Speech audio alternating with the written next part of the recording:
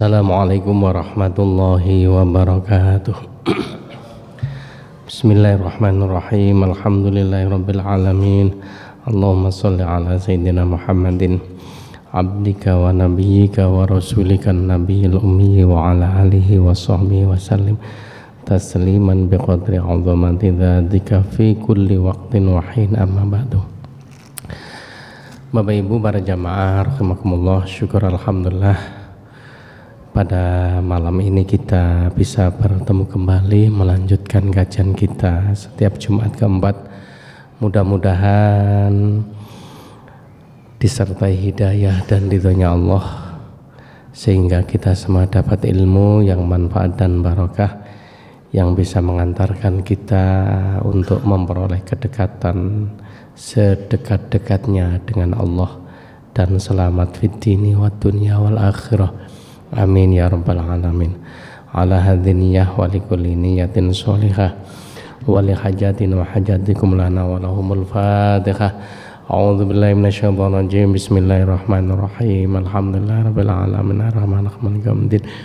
Iyyaka na'budu wa iyyaka nasta'in ihdinas siratal mustaqim siratal ladzina an'amta 'alaihim ghairil maghdubi 'alaihim waladdallin. Amin. Mari kita baca doa pagi dan petang masing-masing 3 kali yang disampaikan Rasulullah. Kalau kita baca zikir ini, tidak ada satupun makhluk yang ada di langit maupun di bumi yang mampu membahayakan diri kita semua, sehingga kita semua selalu dilindungi dan dijaga oleh Allah. Bismillahirrahmanirrahim. Bismillahilladzi la yadhurru ma'asmihi syai'un fil ardi wala fis sama'i wa huwas sami'ul alim. Bismillahilladzi la yadhurru ma'asmihi syai'un fil ardi wala fis sama'i wa huwas sami'ul alim. Bismillahilladzi la yadhurru ma'asmihi syai'un fil ardi wala fis sama'i wa huwas sami'ul alim. Baik Bapak Ibu, kita lanjutkan. Kalau pertemuan yang lalu kita membicarakan tentang keutamaan sholat 5 waktu. Ini sekarang terkait dengan bahaya mengabaikan atau meninggalkan sholat 5 waktu dengan sengaja. Ya, kajiannya kajian teks kitab Irsyadul Ibad ini, cuplikannya. Bismillahirrahmanirrahim. Waruya aydan innam ra'atan min bani Israil ja'at ila Musa alaihissalam. Diceritakan dalam riwayat ini ada seorang wanita Bani Israel datang kepada nabinya Nabi Musa alaihissalam. Faqalat ya Nabi Allah, adnabtu dzamban 'aziman wa qad tubtu ila Allah ta'ala. Wahai Nabi Allah, kami telah melakukan dosa. Dosa itu bukan dosa biasa, tapi adnabtu dzamban 'aziman, telah melakukan dosa besar. Dan saya sowan datang panjenengan ini dengan maksud, dengan niat kula kepingin tobat. Fad'illaha ayyaghfira li dzambi wa yatuba alayya. Kula mohon saestu agar panjenengan nyunaken datang Gusti Allah supaya Gusti Allah pengampuni dosa kula dan menerima tobat kula. Faqala laha Musa wa ma dzambuki. Nabi Musa lajeng tanglet, apa dosa gedhe sing wis kok lakoni? Qalat ya Nabi Allah, zanaitu wa waladtu waladan wa qataltuhu. Ngapunten, kula nglakoni zina sampai hamil. Begitu anak saya lahir, langsung saya bunuh. Jadi pertama, zina itu dosa besar, membunuh juga dosa besar. Ya. Bareng diceritani nglakoni zina dan membunuh anaknya ini, Nabi Musa langsung faqala Musa alaihissalam ukhruji ya fajirah. Wah, diusir kali Nabi Musa, keluar dari sini wahai wanita lacut, wanita pendosa. Li'alla tanzila narun minas samai fatahriquna bisyumika, supaya Allah tidak menurunkan bencana berupa api dari langit yang akan membakar kita karena kelakuanmu yang telah melakukan dosa besar ini. Wah, kalau sampai Gusti Allah kemudian nurunkan balak berupa api dari langit, bukan hanya membakar dirimu, tapi kami dan semua orang akan ikut terbakar. Karena itu segeranya dari sini, diusir Pak. Ya. Fa kharajat min indihi munkasiratal qalbi. Nah, akhirnya wanita ini keluar dari hadapan Nabi Musa dalam keadaan hatinya hancur luluh. Hati ini ngena sedih luar biasa. Karepe kepengin tobat ternyata malah diusir. Ya. Fanazila Jibril alaihissalam wa qala. Nah, saat itu begitu Nabi Musa duka, mungkin karena marah kok ono umat sing lakoni dosa dua sekaligus niki. Langsung diusir dan malaikat ketika itu malaikat Jibril datang. Waqala ya Musa ar-rabbu ta'ala yaqulu laka, wahai Musa, Gusti Allah mengirim pesan kepadamu. Lima rotat taibah ya Musa, mengapa kamu menolak, mengusir orang yang mau bertobat? Amma wajadta syarrun minha, tahukah kamu dosa yang lebih besar dari dosa yang dilakukan oleh wanita ini? Qala Musa ya Jibril wa man syarra minha, dosa apa yang lebih besar daripada membunuh dan zina ini? Qala malaikat Jibril dawuh man yatrokas sholah amidan muta'ammidan, yaitu orang yang meninggalkan sholat dengan sengaja tanpa ada uzur yang bisa dibenarkan. Nah, ini Bapak Ibu ya. Jadi makanya kemarin sudah kita sampaikan, saking pentingnya sholat ini, Allah tidak menyampaikan wahyunya melalui malaikat Jibril, tapi Kanjeng Nabi ditimbali langsung oleh Allah menghadap kehadiratnya di Sidratul Muntaha, langit ketujuh, melalui satu perjalanan yang kita kenal dengan apa? Isra Mi'raj. Jadi waktu naik ke lantai 7 apa langit ke-7, malaikat Jibril sudah nggak ikut. Ya.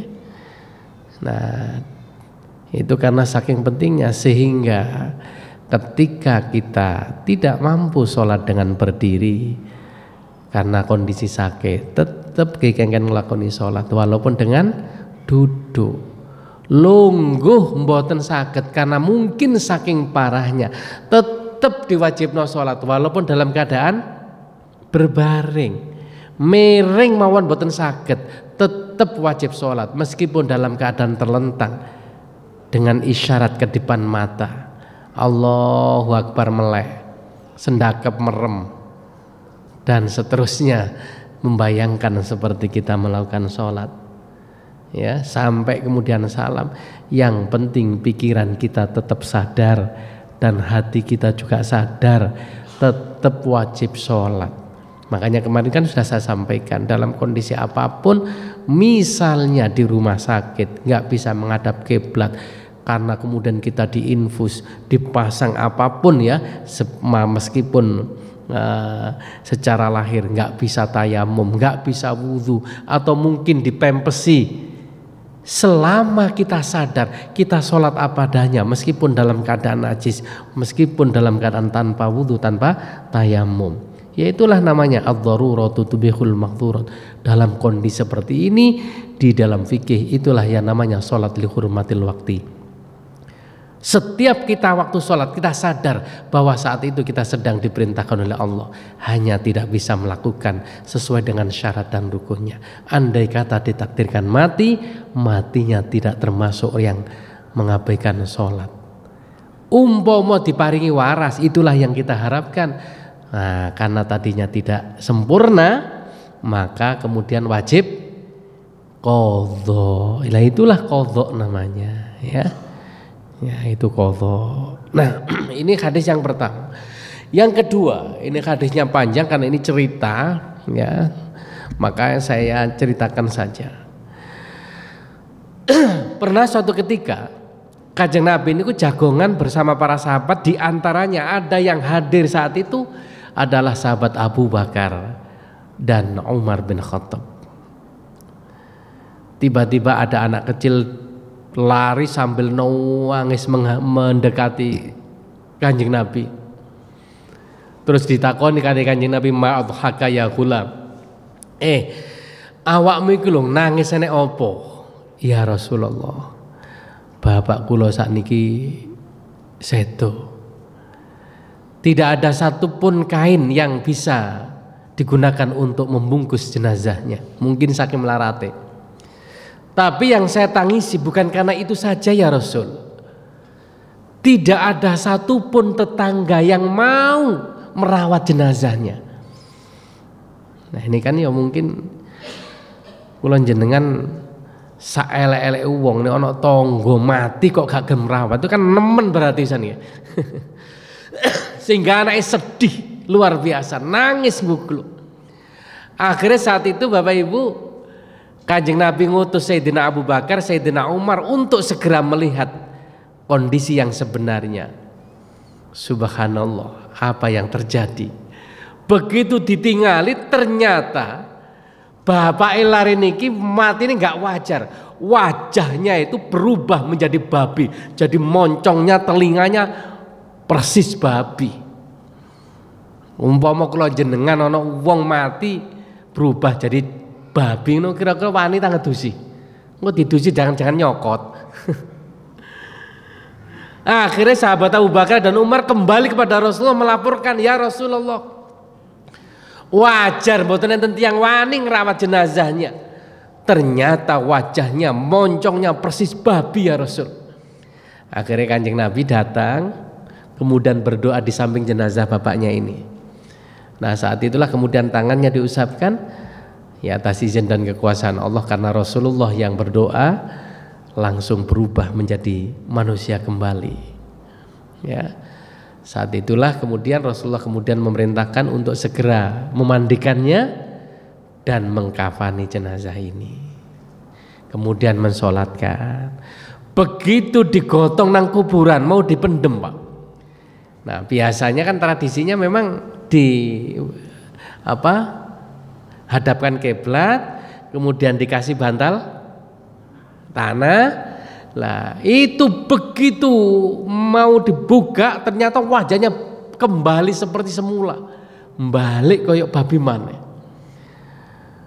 Akhirnya Kanjeng Nabi ini bingung, takon nanggone anake, bapakmu ini duwe lakon apa kok seperti ini?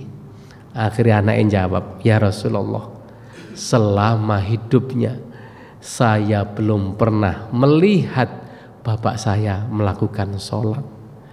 Nah saat itulah akhirnya Rasulullah kemudian bersabda, barang siapa yang meninggalkan sholat 5 waktu dengan sengaja, maka nanti di hari kiamat akan dibangkitkan wajahnya seperti babi. Nah ini, jadi itu diantaranya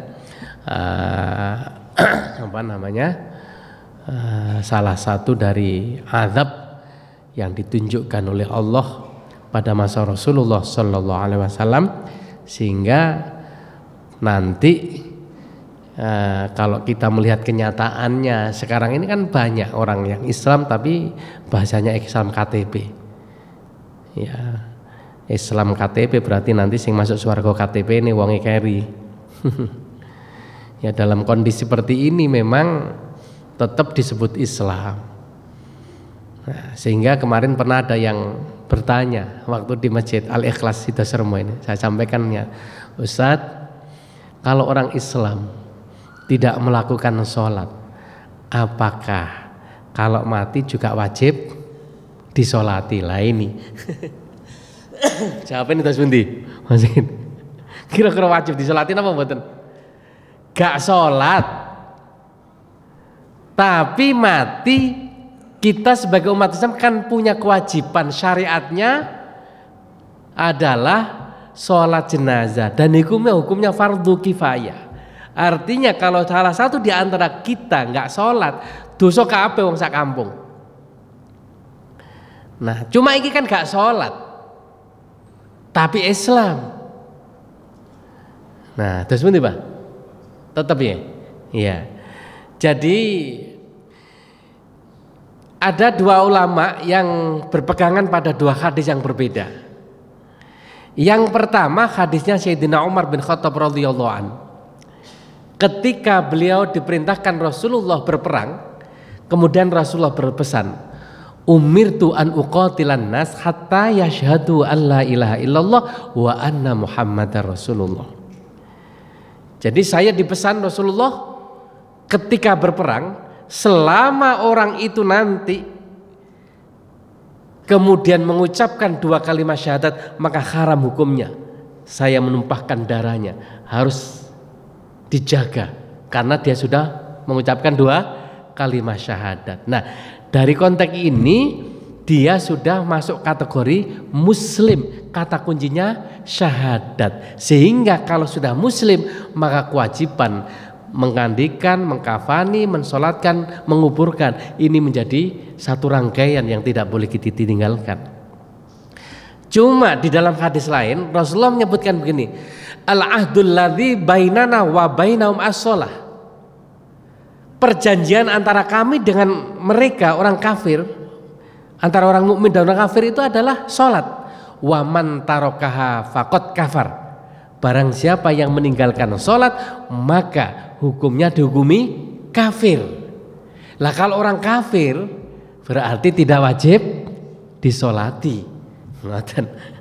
Ya, kalau jenengan milih aliran sing mana ngoten. Nah niki pengalaman ten Jemur.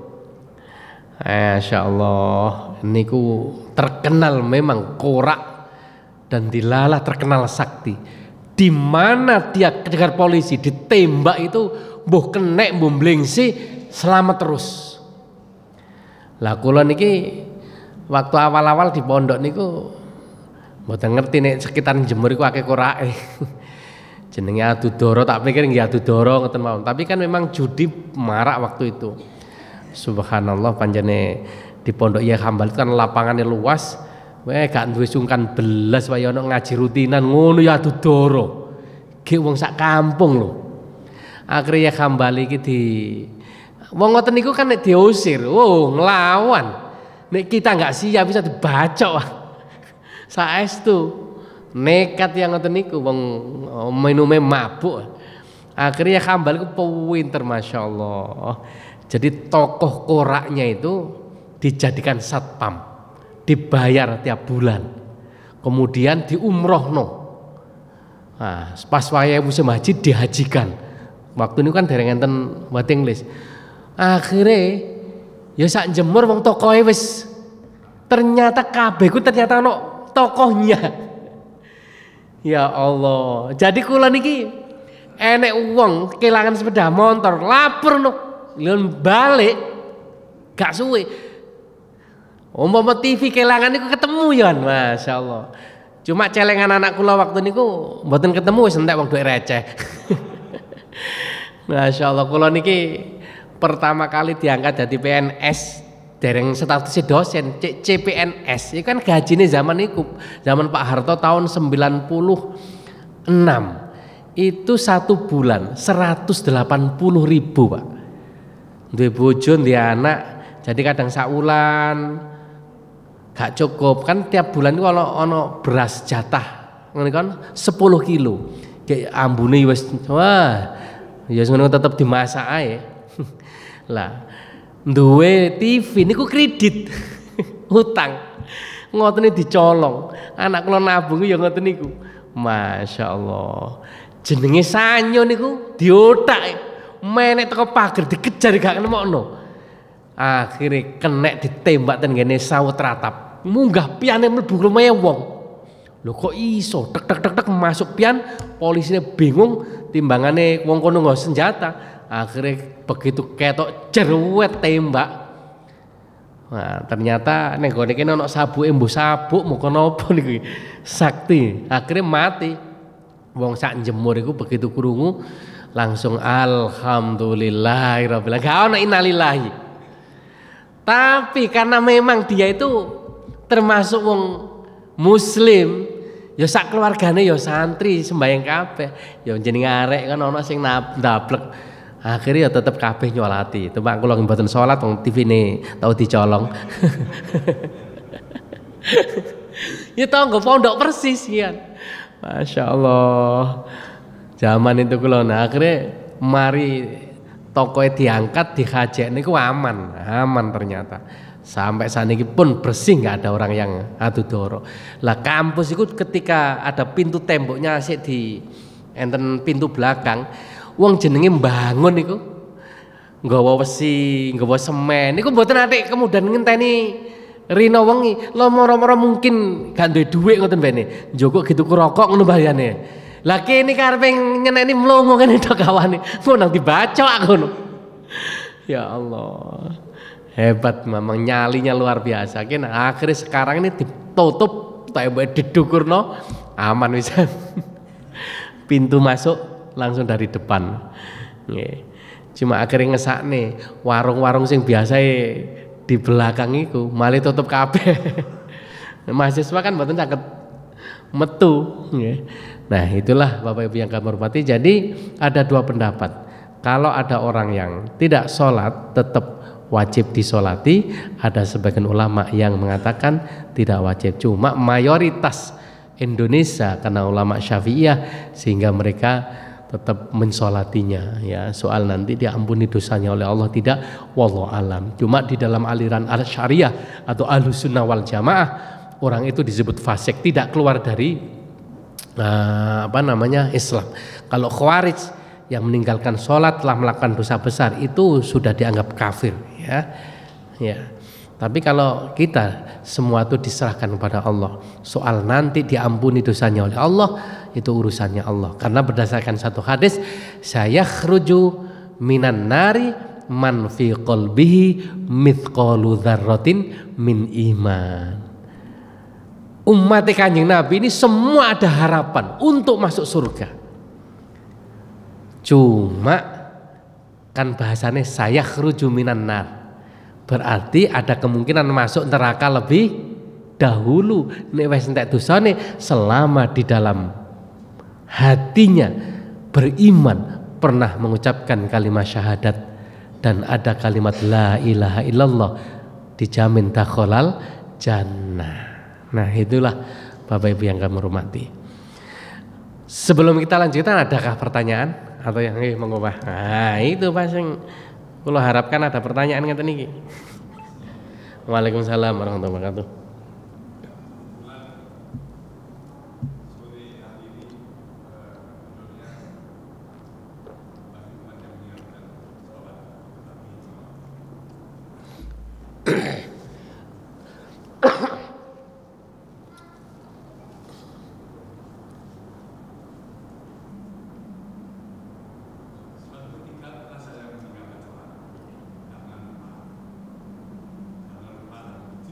Okay. Tapi saya baca buku itu, begitu bangun ingat sholat. Nah, kalau meninggalkan sholat harus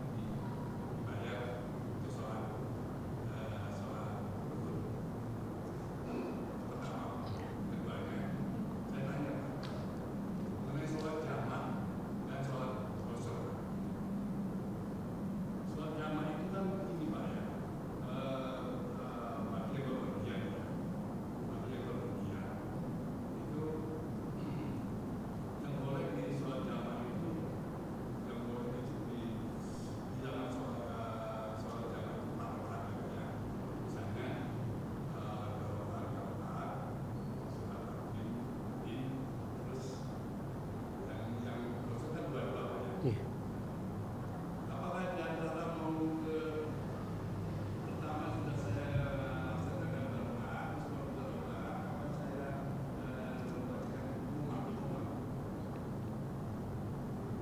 Terus yang ketiganya Pak, kosong ini Pak, yang akhir ini antara saya lupa mencatat kalau maghrib, saya kerjakan setelah isya. Nah itu saya itu belum bingung gitu Pak. Karena yang dikerjakan itu maghrib, masalah isya itu. Tapi saya menemukan itu kata yang bisa disesuaikan itu adalah manfaat dan saya manfaat itu bisa dilakukan. Kalau maksudnya itu bagaimana? Kira-kira yang mau kerjakan itu yang bagaimana? Apakah menurut saya adalah masalah apakah pertama itu sah berat terus yang Nggih. Saya sudah bisa menangkap, Pak.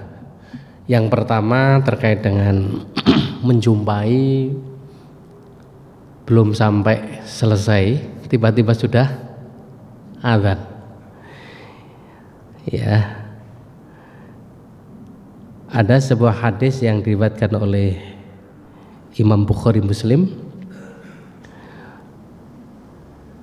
wa yudraku waktu sholati bi idraki raq'atin di qoulihi sallallahu alaihi wasallam man adraka raq'atan minas sholah faqad adraka sholah. Ya, jadi ini di dalam kitab Minhajus Salikin bab terkait dengan mendapati waktu sholat hanya 1 rakaat. Didasarkan pada satu hadis Nabi, beliau pernah menyatakan bahwa barang siapa yang mendapati 1 rakaat saja waktu sholat, berarti dia telah mendapati waktu sholat. Artinya sholatnya sudah memenuhi syarat karena mendapati 1 rakaat. Kalau begitu takbir Allahu Akbar sudah adzan, berarti belum sampai 1 rakaat. Nah kalau begitu niatnya tidak adaan lillahi ta'ala, tapi karena sudah habis waktunya maka diganti dengan qadhaan lillahi ta'ala. Tapi kalau panjenengan tadi kasusnya adalah bukan hanya 1 rakaat tapi 2 rakaat. Kemudian setelah selesai salam, belum selesai salam, masih sisa 2 rakaat, ternyata sudah adzan. Dilanjutkan saja walaupun belum tahu hadisnya, tapi keputusan panjenengan sudah benar ternyata. Jadi nggak usah mengqadha lagi. Apalagi kasusnya tadi ketiduran tidak disengaja. Nek jenengan masih bagus, masih mengerjakan, masih menjumpai waktu sholat. Lah kula niki kan kalinyonya sudah kebiasaan walaupun tidak di masjid, kan setiap manjing langsung jamaah di rumah, atau kalau di masjid seperti ini kan di pondok itu kan mesti otomatis kan. Dilalah suatu ketika pas saya berangkatnya itu karena masjidnya jauh, berangkatnya habis maghrib, nyampe di sana sudah ketinggalan jamaah dan langsung ngaji. Begitu ngaji, pikiran saya seperti kebiasaannya itu kan habis sholat isya ngajinya. Lupa kalau saya itu berangkatnya habis maghrib. Begitu nyampe rumah, ya turu bah. Begitu ngelilir, sholat tahajud juga tahajud. Begitu salam, mari sholat subuh, malah tahajudnya dilakoni. Lah, nyonya takon, loh. Saman mambengi wis salat isya ta Mas? Tak angen-angen iya salat isya ning ndi yo aku ngono. Nah, dalam kondisi seperti ini karena lupa, lah itulah kemudian ada syariat namanya qadha nyaur utang dan tidak sengaja, Pak. Ya. Nah, kasus sekarang ya. Kasus ini sholat. Panjenengan ngimami sholat atau sholat sendiri. Begitu selesai salam, assalamualaikum warahmatullahi, assalamualaikum warahmatullahi. Jamaah kemudian omong-omongan, koyoke Pak Jazil mang ngimami kurang sak rakaat. Iya, aku yang rakaat. Akhirnya jamaah kabeh itu yakin kurang 1 rakaat. Akhirnya ngomong, Pak Jazil kurang 1 rakaat tadi itu. Tapi wis mari omong-omongan, wis mari wiritan, bahkan mungkin jagongan wis ngentekno sak dus barang. Pertanyaannya, dalam kondisi seperti ini gimana Bapak Ibu? Apakah tetap dianggap selesai ataukah ada cara lain? Tambah 1 rakaat, meskipun kula jenengan sudah keluar, kembali ke tempatnya langsung Allahu Akbar nambah 1 rakaat. Itu. Dan ini kan jarang diketahui. Ternyata saya baru sadar itu karena ada satu hadis. Pernah Rasulullah Shallallahu Alaihi Wasallam, tak bacakan hadisnya. Nih ketemu nih gak ketemu ya langsung diceritain aja. Ini tak buka esek. Oh saiki membuka hadis itu nggak perlu apa namanya? Oh ternyata kesuwen bah. Jadi Kanjeng Nabi niku pernah ngimami. Lah namanya sahabat-sahabat ini yo merasa bahwa itu kurang 1 rakaat. Tapi kan nggak berani ngomong mengucapkan karena tiba-tiba Rasulullah sudah salam dan sholatnya seperti sempurna. Cuma sahabat mengatakan mari sholatnya ngomong-ngomongan. Mungkin ada syariat baru, wahyu baru sehingga sholat zuhur mek 3 rakaat ngono loh. Cuma ada satu sahabat yang kemudian ketika Rasulullah sudah senden sambil layeh-layeh datang. Baru itu sudah lama Pak. Ya Rasulullah, kami semua yakin bahwa tadi panjenengan kurang 1 rakaat. Lu iya tak? Iya ya Rasulullah. Akhirnya Rasulullah balik ke para sahabat untuk nambah 1 rakaat. Nah setelah itu baru sujud sahwi. Subhana man la yanamu wa la yahzi. Ya Allah, Maha suci Engkau. Karena memang Engkau adalah zat yang tidak pernah lupa dan tidak pernah tidur ya. Jadi syariat ajaran sujud sahwi ya dimulai dari itu. Sehingga kalau kita misalnya lupa apakah 3 rakaat ataukah sudah 4 rakaat, dalam konteks misalnya sholat yang 4 rakaat, kula jangan ragu-ragu. Ini ragu-ragunya dipastikan ning ati langsung tahiyat utawa nambah 1 rakaat lagi. Ketika kula jenengan dalam kondisi ragu, iki wis 3 apa wis 4? Nek wis 4 berarti, nek yakin 4 berarti kan duduk langsung tahiyat. Engko jangan-jangan namanya ragu itu antara 3 dan 4 sama. Sehingga kita harus memutuskan satu pilihan. Nambah 1 atau cukup langsung tahiyat kalau dalam kondisi ragu seperti ini. Nah di dalam hadisnya sebaiknya diyakini yang kurang dari 1 rakaat, diyakini masih 3. Sebab kalau ditambah 1 misalnya kemudian sadar wis 5, 4 ada di dalam 5. Tapi ini diyakini 4 ternyata kurang 1 nggak ditambah, maka berarti kurang 1. Maka di dalam kondisi ragu-ragu sudah 4 rakaat atau 3, maka di dalam hati tetap diyakini 3 rakaat dan ngadeg meskipun eling lho wis 4 berarti tambah 1 berarti tambah 5. Lanjutkan saja, jangan kemudian walah wis 4 dari ngono go maneh. Jangan. Ketika sampean kondisi sudah yakin 3 berarti nambah 1 lagi 4, dilalah pas maca Fatihah eling yakin nek wis 4 tetep lanjutkan, ojo kemudian langsung duduk, lanjutkan sampai rukuk sampai baru setelah itu sujud sahwi 2 kali kemudian baru salam. Ngoten. Nah itulah Bapak Ibu yang kami hormati yang terkait dengan terkait dengan sholat tadi. Nah yang kedua, kalau jamak itu yang 4 rakaat saja Pak. Jadi kalau zuhur dengan asar dilakukan di waktu zuhur namanya jamak takdim. Urutannya, afdolnya adalah zuhur dulu baru asar. Andai kata kulon jenengan di dalam bepergian lantas kepingin sholat jamaah dengan masjid, maka tidak boleh dikosor.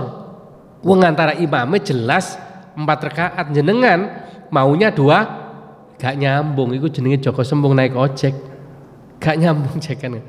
Kalau sudah makmuman maka tetap harus 4 rakaat, maka jangan dikosor.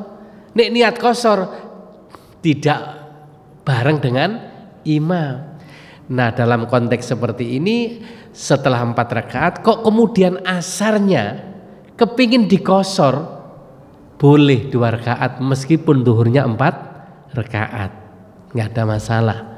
Nah sehingga kalau ingin kosor kedua-duanya zuhur asar silahkan. Nah ketika kasus ini kemudian dibawa ke zuhur asar, dikerjakan di waktu asar, berarti jamak takhir. Jenengan kepingin jamaah di sholat itu berarti asar dulu. Sebab kalau jenengan sholat zuhur dulu jelas gak menangi sholat asar. Dalam konteks seperti ini diperbolehkan jenengan sholat asar dulu baru kemudian sholat zuhur. Andai kata tidak ikut makmum dengan imam setempat, jenengan dianjurkan lebih afdal zuhur dulu baru sholat asar meskipun di waktu asar. Urutannya, tertibnya. Begitu pula nanti maghrib dengan isya, ya. Maghrib dulu kemudian isya, tapi kalau jamak takhir boleh isya dulu kemudian maghrib. Nah hanya saja karena maghrib itu 3 rakaat tetap salasa rakaatin, tidak boleh dikosor rakaataini, tetap 3 dan 2. Nah terkait dengan jamak kosor Bapak Ibu, karena jamak kosor ini adalah meringkas dan ayatnya jelas, wa idza darabtum fil ardi falaisa alaikum junahun an taksuru minas shalah. Ada kata-kata di situ istilahnya illat, sebab kebolehan menjamak dan kosor itu adalah karena bepergian. Sehingga kalau tidak bepergian tidak boleh menjamak dan mengkosor sholat. Yang boleh itu hanya menjamak tapi nggak boleh mengkosor. Tapi kalau bepergian boleh kedua-duanya. Nah sehingga kalau kulon jenengan bepergian yang kepingin mengkosor sholat, nggak boleh ketika belum berangkat dan belum pindah dari kampung halaman. Misalnya jenengan kan orang Sidoarjo mau ke Tulungagung boleh, karena jaraknya sudah melebihi batas minimal 85 km. Karena belum berangkat, panjenengan nggak boleh melakukan jamak kosor di rumah, zuhur dengan asar sekaligus. Engko kono ben gak sholat asar misalnya. Nek kepingin jamak kosor harus keluar dari batas kampung ini. Ini kelurahannya mana Ustaz? Kebuan Sikep. Berarti harus keluar dari Kebuan Sikep. Gedangan kira-kira beda kelurahan nggih. Nah, di masjid depan sana boleh, baru boleh. Itu sudah beda kelurahan, keluar dari batas kampung. Itu boleh menjamak kosor. Tapi kalau menjamak saja itu boleh tanpa kosor. Jadi misalnya daripada nanti kono kok repot wis sana wis langsung mesisan sak keluarga dijak sholat zuhur plus sholat asar, tapi tetap arba'ah rakaatin. Dilalah wis dijamak, ngenteni rombongan gak teko-teko, kedahuluan manjing asar, Allahu Akbar. Nah ini sebagian ulama mengatakan maka jamaknya ini gugur karena sudah kedahuluan masuk waktu sholat kan menjamak gini. Wong gurung lapu-lapu wis dijamak, dilalah gurung budal wis kedahuluan manjing asar, maka tetap wajib sholat asar. Itu.